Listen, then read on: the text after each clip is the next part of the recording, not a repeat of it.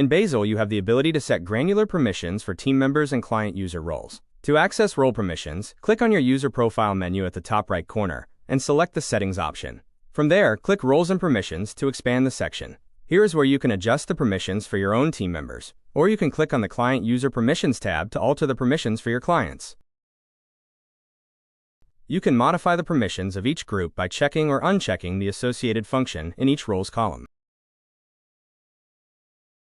Please note that grayed out boxes indicate permissions that you cannot toggle, either because they belong to the highest level roles and cannot be altered, or they cannot be edited at all. You can also rename each role to your liking by clicking on the pencil icon, or deleting a role by clicking on the trash icon below the name. Basil provides you with 2 adjustable roles by default, Team Admin and Team Regular roles. You can adjust these as you need, or you can add a custom role of your own by pressing the Add button to the right.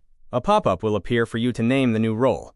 Once it's named, it will adjust in a list with your other roles. A new role starts with absolutely no permissions, so you will need to set them manually with each permission the new role needs to have. Once done, click on the Save button at the bottom.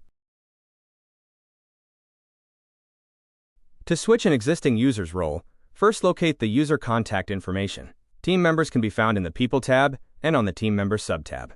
Click the 3-dot menu of the user whose role needs to be switched and select Edit on the pop-up menu. Go to the role and select the desired role from the drop-down list.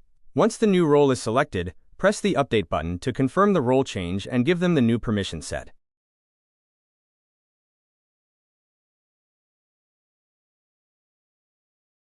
Client users can be found on the Share option of each client's 3-dot menu. Click the 3-dot menu again, click Edit, change the role, and click Update.